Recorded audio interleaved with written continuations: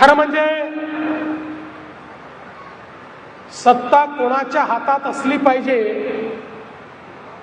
याबद्दल तर अनेक गोष्टी सांगता येतील, पण सत्ता कोणाच्या हातात असू नये याचं उत्तम उदाहरण जर कुठलं असेल तर ते वसई विरारची महानगरपालिका आहे.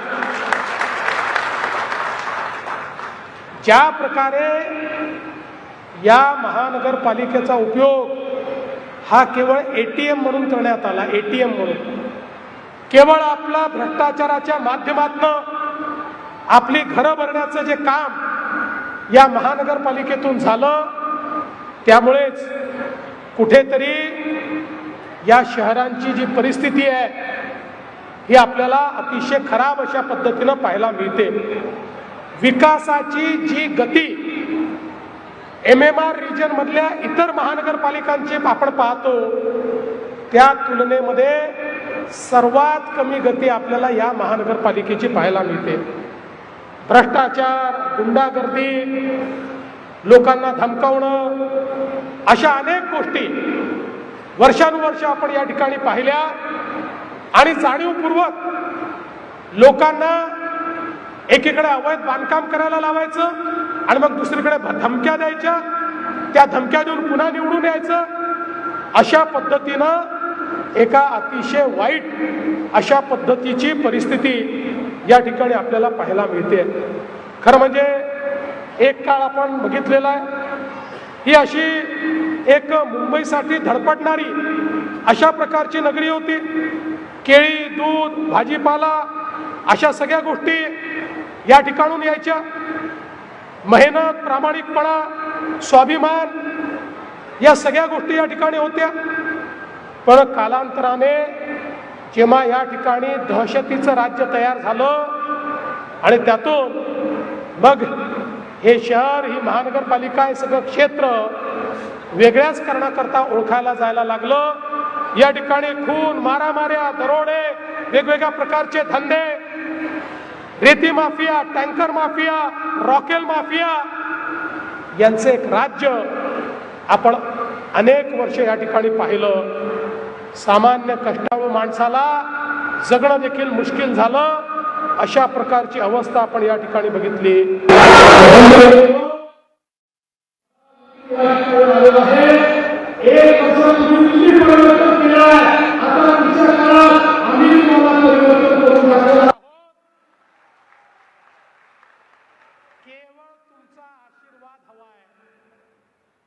अनेक वर्ष बघा, या महाराष्ट्रामध्ये 2014 नंतर माननीय मोदीजींच्या आशीर्वादाने एक एक शहर आम्ही बदलून दाखवलं. इतक्या मोठ्या प्रमाणात शहरामध्ये वेगवेगळ्या सोयी केल्या. पिण्याचं पाणी असेल, गटारीची व्यवस्था असेल, सांडपाण्याची व्यवस्था असेल, लाईटची व्यवस्था असेल, गार्डनची व्यवस्था असेल, आरोग्य आणि शिक्षणाची व्यवस्था असेल, मोठे मोठे प्रोजेक्ट्स असतील, हॉस्पिटल्स असतील, इन्फ्रास्ट्रक्चर असेल, या सगळ्या गोष्टी आम्ही केल्या. पण कुठेतरी हे शहर मात्र असं होतं की जिथे आम्हाला एंट्री नव्हती. ज्या ठिकाणी आम्ही करण्याचा किती प्रयत्न केला तरी देखील इथे बसलेल्या लोकांना इथे विकास पोचू द्यायचा नव्हता, त्याच्यात अडथळा आणायचा होता. आणि म्हणून पहिला अडथळा तुम्ही दूर केला. खासदार तर होतेच, पण आमदार देखील आपले तुम्ही निवडून आणले. आणि आता दुसरा अडथळा महानगरपालिकेचा आहे. 15 तारखेला तोही अडथळा नेहमी करता दूर करा आणि मग बघा कशी विरार फास्ट, सुपर फास्ट अशा पद्धतीनं या ठिकाणी आम्ही तुमचा विकास करून दाखवतो. आता या वसई विरार नालासोपाऱ्याची आपल्याला जी ओळख नवीन करायची आहे, ती ओळख ही बुलेट ट्रेनची ओळख करायची आहे. ती ओळख ही मेट्रोची ओळख करायची आहे.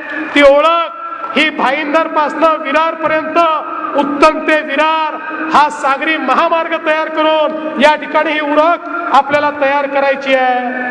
आणि म्हणून या महानगरपालिकेच्या माध्यमातून मोठ्या प्रमाणात आपल्याला काम करायचं आहे. तुम्ही बघा, MMRDAच्या माध्यमातून आसपासच्या महानगरपालिकेमध्ये हजारो कोटी रुपयाची विकास कामं आम्ही केली.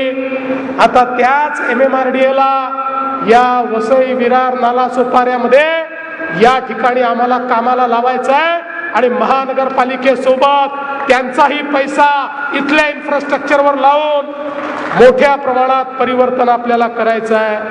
आपल्याला कल्पना आहे मेट्रो 13 मीरा रोडवरच्या शिवाजी चौकापासनं आपल्याला या ठिकाणी विरार पर्यंत आणायची आहे. याच्यामध्ये 23 किलोमीटरची ही मेट्रो त्या ठिकाणी असणार आहे. 22 स्थानकं त्याच्यामध्ये असणार आहे.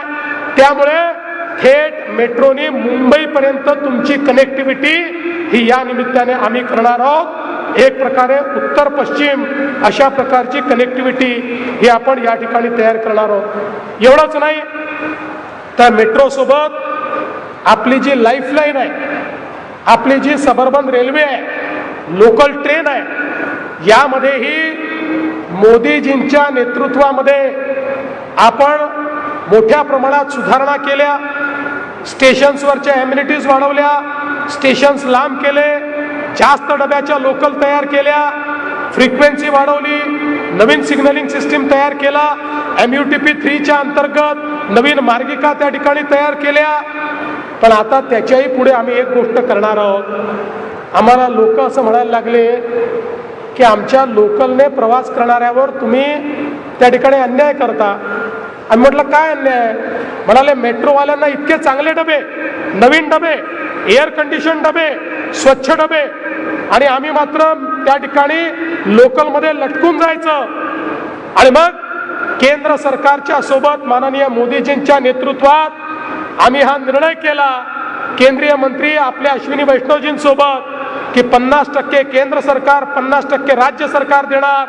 आणि आता आपल्या लोकललाही आम्ही एअर कंडिशन दरवाजा बंद होणारे डबे हे त्या ठिकाणी देणार आहोत.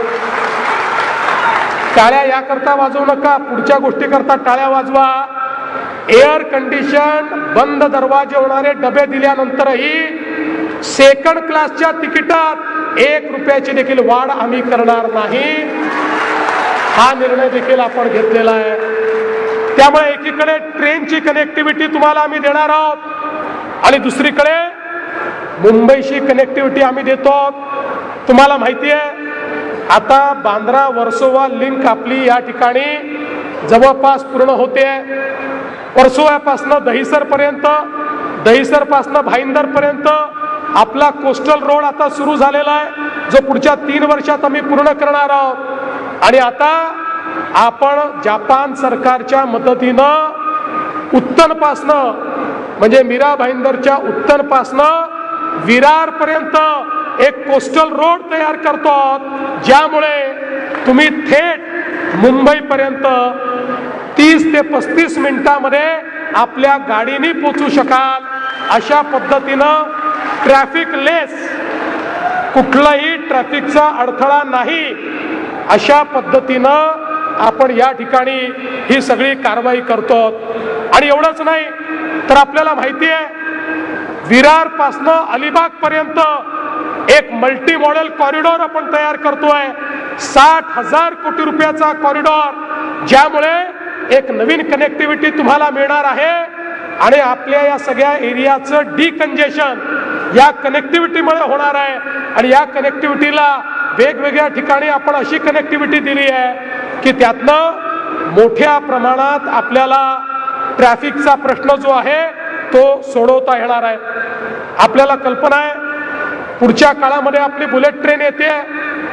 या बुलेट ट्रेनच्या निमित्ताने आम्ही हा निर्णय केलेला आहे की या बुलेट ट्रेनचे जे स्टेशन्स आहेत हे केवळ स्टेशन असणार नाहीत, तर बुलेट ट्रेनच्या स्टेशन जवळ BKC सारखा बिझनेस डिस्ट्रिक्ट आम्ही तयार करणार आहोत, ज्यातनं लाखो तरुणांच्या हाताला त्या ठिकाणी काम मिळेल, त्यांना रोजगार मिळेल आणि त्या माध्यमातून एक रोजगारयुक्त अशा प्रकारची वसई विरार ही महानगरपालिका आपल्याला या निमित्ताने पाहता येईल.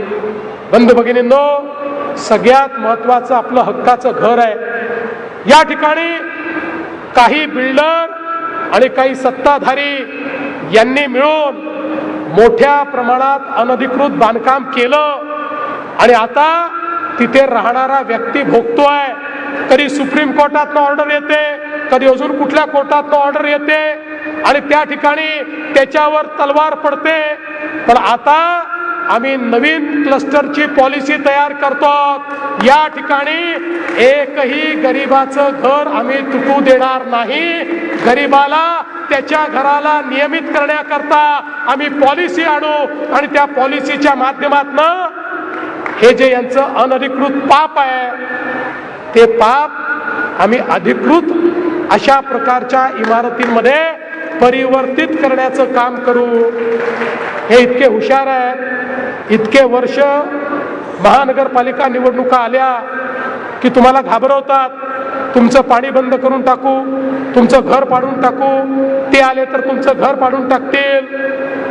एक गोष्ट लक्षात ठेवा, देवेंद्र फडणवीस आणि एकनाथ शिंदे घर देणाऱ्यांपैकी आहे, घर घेणाऱ्यांपैकी नाही आहे. देण्याची दानत असलेले लोक आहोत आम्ही. फक्त आमच्याकडे येऊ द्या या संस्कृतीतून नाही. इकडे लेना बँक नाही आहे, फक्त देना बँक आहे. त्यामुळे चिंता करण्याची आवश्यकता नाही आहे. इथल्या एक एक गरीबाचं घर हे त्या ठिकाणी वाचवून अधिकृत करून हा संपूर्ण वसई, विरार आणि नालासोपाऱ्याचा सगळा जो भाग आहे या भागाला अधिकृतरित्या विकसित करण्याचं काम हे आपल्या सरकारच्या माध्यमातून आम्ही करणार आहोत. आज वसई आणि नालासोपारा असेल किंवा विरार आणि नालासोपारा असेल, याच्यामध्ये आपल्या लोकलचे स्टेशन्स कमी आहेत. त्याच्यामध्ये 5-5 किलोमीटर अंतर आहे. खरं म्हणजे 2-2.5 किलोमीटरवर जर स्टेशन झाले तर अधिक लोकांची सोय त्याच्यामध्ये होते. आणि म्हणून पुढच्या काळामध्ये अलकापुरीला देखील एक स्टेशन हे तयार करण्याचं काम आम्ही करू आणि या स्टेशन्स मधलं जे अंतर आहे हे अंतर देखील या ठिकाणी कमी कसं करता येईल अशा पद्धतीचा आमचा प्रश्न असणार आहे. आपण बघा, खऱ्या अर्थानं पावसाळ्यामध्ये या ठिकाणी मोठ्या प्रमाणात पाणी जमा होतं, फ्लडिंग होतं. हे फ्लडिंग कसं कमी करायचं याकरता मिरी आणि IITच्या माध्यमातून एक अहवाल तयार केलेला आहे. त्या अहवालाचा अवलंब करून या शहराला फ्लडिंग मधनं, पुरामधनं कशी मुक्ती देता येईल या संदर्भात देखील पुढच्या काळामध्ये आपण काम करणार आहोत. वाहतुकीची कोंडी दूर करण्याकरता 4 आरोबी आपण त्या ठिकाणी तयार करणार आहोत. त्यातल्या 2 आरोबींना मान्यता मिळाली आहे. 563 कोटी रुपये आपण दिलेले आहेत. MMRDAच्या माध्यमातून हे काम आपण करणार आहोत. उरलेले 2 आरोबी आणि 7 प्रमुख ठिकाणी उडान पूल बांधून आपण या शहराला डिकंजेस्ट करण्याचा प्रयत्न आपण करतो आणि त्यासोबत 40 मीटर रुंद अशा प्रकारचा रिंग रूट तयार करून आपण नालासोपारा पश्चिम ते वसईचा सनसिटी अशा प्रकारची ही जोडणी त्या ठिकाणी करणार आहोत की ज्या माध्यमातून आपल्या इथे ट्रॅफिकचं कंजेशन हे दूर झालं पाहिजे. नालासोपाऱ्यामध्ये त्या ठिकाणी मल्टी स्पेशालिटी हॉस्पिटल आपण तयार करणार आहोत. 250 कोटी रुपये त्याकरता आपण देतो. याकरता आमच्या राजनजींनी महापालिकेची जागा हस्तांतरित करण्याची विनंती केली होती, ती देखील आपण विनाशुल्क हस्तांतरित करण्याचा निर्णय घेतलेला आहे.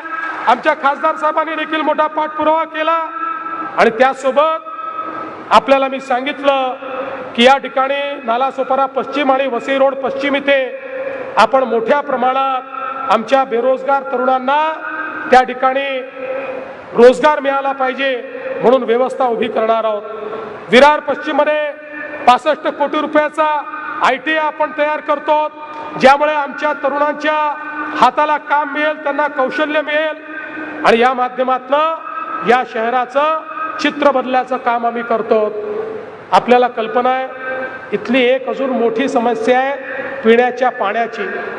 देशाचे प्रधानमंत्री माननीय मोदीजींनी आपल्याला अमृत शहरांसारख्या योजना दिल्या.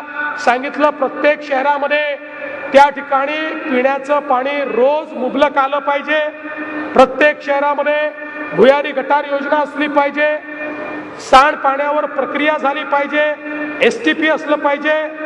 जवळजवळ 50,000 कोटी रुपये मोदीजींनी आपल्याला दिले आणि वेगवेगळ्या शहरातली कामं आपण सुरू केली आहे. आता आपण देहरजीचा प्रकल्प पूर्ण करणार आहोत। यासोबत या सगळ्या MMR रिजन करता शिलार आणि पोशीर अशा पद्धतीचे 2 नवे त्या ठिकाणी डॅम आपण तयार करतो। मी तुम्हाला खात्रीनं सांगतो पुढच्या काळामध्ये MMR रिजनच्या महानगरपालिकांमध्ये आणि विशेषतः वसई विरार महानगरपालिकेमध्ये आमचं हे स्वप्न आहे की प्रत्येक घरी रोज नियमित स्वच्छ पिण्याचं पाणी आलंच पाहिजे आणि त्याकरता जो काही निधी या ठिकाणी लागेल तो विधी देण्याचं काम आम्ही करू। आज आपल्याला माहिती आहे वसईमध्ये जो हरित पट्टा आहे त्याचं संरक्षण करणं ही आपली एक पॉलिसी आहे। निश्चितपणे आपण ते करणार आहोत। किनारपट्टीच्या कोळीवाड्यांचं संरक्षण त्याचं सर्वेक्षण करून तिथल्या घरांचा प्रश्न आपण सोडवणार आहोत आणि यासोबत मोदीजींमुळे आज मलनिस्सारणाकरता वसई रोड पश्चिम आणि नालासोपारा पश्चिम या ठिकाणी 819 कोटी रुपये आपण त्या ठिकाणी दिले आहेत। पाणी पुरवठा योजनेकरता 494 कोटी, सूर्या पाणी पुरवठा योजना 109 कोटी, सूर्या टप्पा 3 270 कोटी, नालासोपारा पूर्व पश्चिम आणि नवघर माणिकपूर भुयारी गटार योजना 1250 कोटी। यासोबत या ठिकाणी क्रीडा संकुलाला 68 कोटी, बस डेपोला 22 कोटी। मोठ्या प्रमाणात विकासाची कामं आता या ठिकाणी सुरू झालेली आहेत आणि बंधू भगिनींनो काही तुम्ही चिंता करू नका। आता या ठिकाणी परिवर्तन होणार आहे। आता इथल्या प्रत्येक व्यक्तीच्या जीवनामध्ये आपण एक नवीन परिवर्तन करणार आहोत। हे खरं आहे की आपल्या विरुद्ध अनेक लोकांना एकत्रित आणण्याचा प्रयत्न त्यांनी केला आहे, पण एक लक्षात ठेवा शेर अकेला ही काफी होता है, झुंड में तो अक्सर गीदड़ जाते हैं, झुंड में तो अक्सर गीदड़ आते हैं, शेर अकेला ही काफी होता है। ही जी आपली युती आहे भाजप शिवसेनेची ही युती काफी आहे। या युतीच्या माध्यमातून आजपर्यंत ज्या लोकांनी आपल्याला लुटलं, ज्यांनी आपल्याला विकासापासून वंचित ठेवलं, आता त्यांना आपण उखडून फेकणार आहोत आणि या ठिकाणी खऱ्या अर्थानं जनतेचं राज्य, तुमचं सगळ्यांचं राज्य आपण आणणार आहोत। बंधू भगिनींनो आम्ही जे सांगतो ते करतो, हा आमचा ट्रॅक रेकॉर्ड आहे।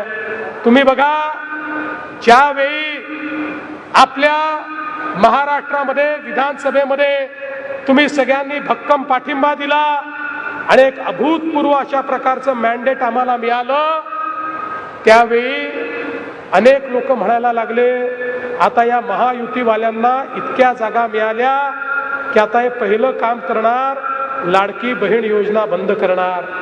पण आता 1 वर्ष होऊन गेलं, लाडकी बहीण योजना सुरूच आहे आणि काळजी करू नका, तुमचा देवाभाऊच मुख्यमंत्री आहे, शिंदे साहेब सोबत आहेत, त्यामुळे काळजी करण्याचं कारण नाही आहे।